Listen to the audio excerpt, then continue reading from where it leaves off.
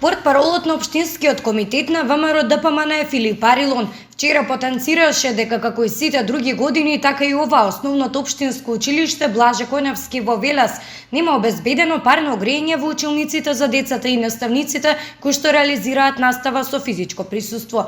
Група на револтирани родители реагираат дека нивните деца се принудени да седат на настава со јакни, а одговорот кој тие го добиле е дека на училиштето не му е економски исплатливо да вклучува грејење за само неколку училници. Дали здравието на децата во време кога почнуваат сезонските грипови, а свесни сме дека и ковид пандемијата зазема се поголем замав, е побитна економската исплатливост.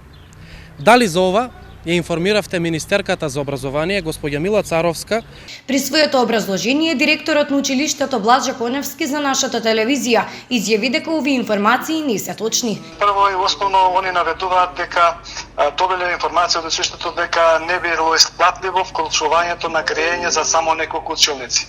Ќе одговорам, не знам дали постои некој човек кој што би гледал финансиите и средствата за тоа да го направи, да не вклучува грејење за дечиња. Напоменувам дека училиштето добро стои и со средства, и со нафта, и со се, и затоа ова е една дезинформација, да не ја речам бидејќи груп збор е лага. Просториите каде што се одржува наставата со физичко присуство во училиштето ги затоплуваме со други грејни тела. Значи, може би информациите на родителите, може би во ходниците не е топло, меѓутоа во просториите каде што се одржува наставата со физичко присуство во училиштето се затоплуваат со други грејни тела.